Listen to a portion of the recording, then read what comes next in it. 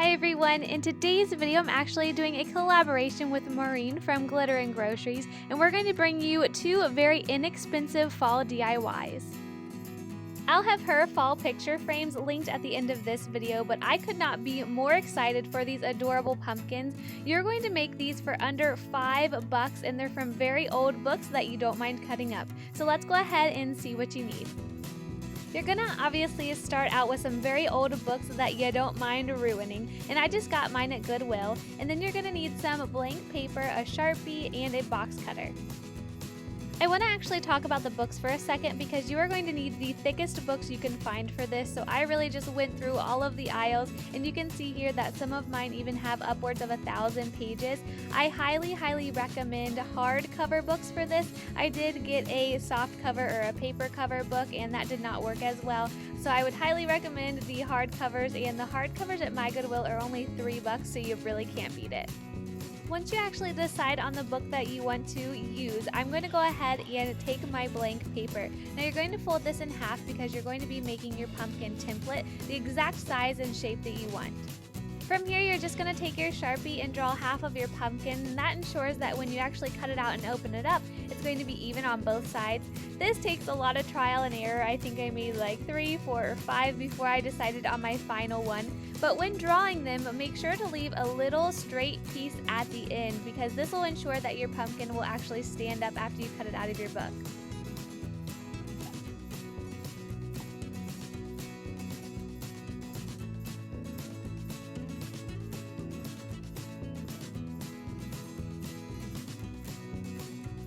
When drawing your template, you obviously want to have the size of your book in mind, so after you decide on your perfect one, take the book you're going to use and just match it up to make sure that everything fits perfectly.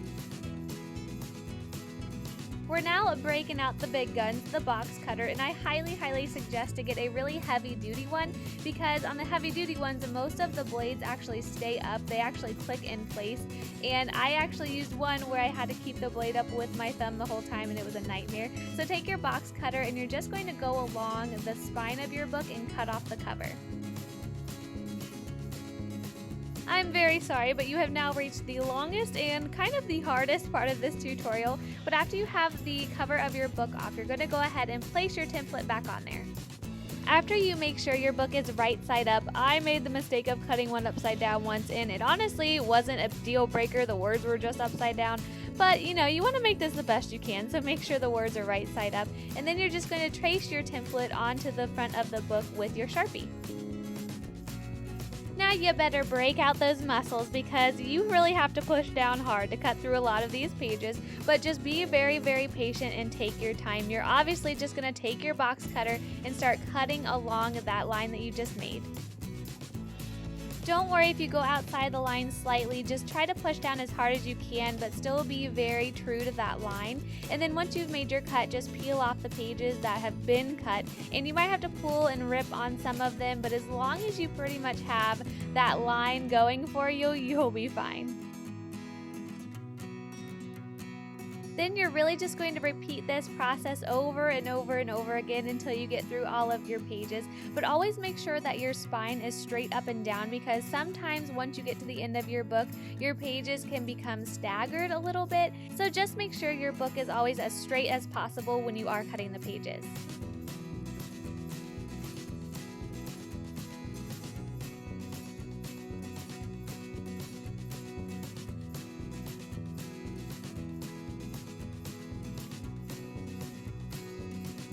If at any time you feel like you're getting messy with your cutting, just go ahead and retrace your template on the page that you're on.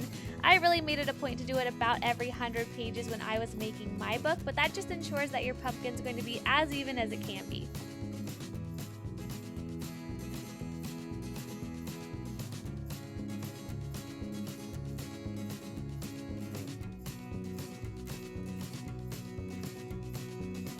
And as soon as you reach the end of your book, you're obviously going to cut those last few pages off. And of course, Lily had to just come make sure I was doing everything okay.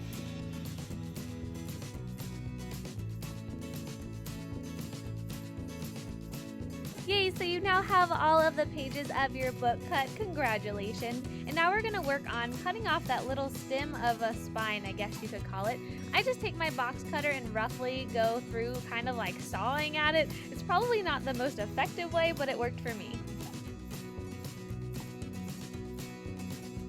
After that, we're on to really making those edges as clean as possible and as even as possible. So you could do this with the box cutters, but I obviously think that scissors are going to be a whole lot easier for this part. And you're just going to really start trimming everything up. Really with my template on my book, some of the side of the book actually stayed flat. I didn't cut a full half circle around, if that makes sense. So I'm just taking off a lot of those edges to make it as round as possible.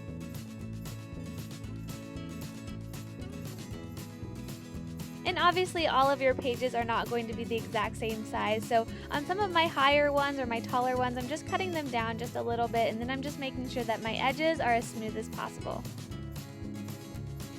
And you're done with the hardest part. Aren't you so glad? These are just so cool. I can't get over it. But here's my big mess. You're definitely going to have a big mess. I would highly suggest keeping a garbage can near you. And there's Princess Lily just hanging out.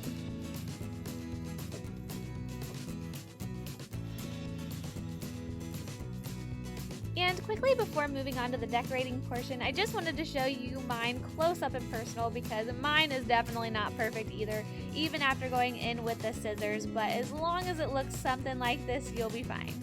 Now onto the decorating part. You guys can go anywhere you want from here, but I'm just going to show you how I decorated mine. Obviously, I'm going to take my book, a hot glue gun, this really pretty orange ribbon, some scissors, and then just a little stick for the stem.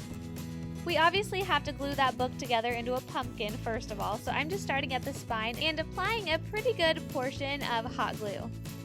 I'm then just going to push both of the sides of the spine of the book together. It's pretty self-explanatory, and you just want to make sure to hold it there for about 10 seconds. Once you've made sure that your glue is completely dry, I'm going to actually go in and play with the book a bit because you want that top part to be a complete circle or your pumpkin's not going to look right. So I'm just really moving the pages around, playing with the spine, and getting that to be a perfect circle. Now that you have it exactly how you want, we're going to start the decorating process.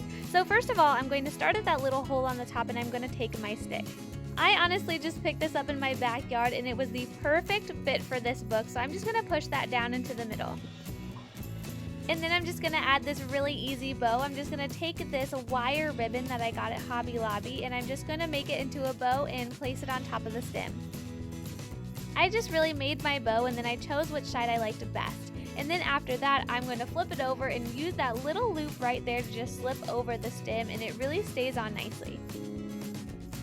You can totally use the glue to apply your stem and your bow or whatever you want to do, but I just found that this was the most easy for me.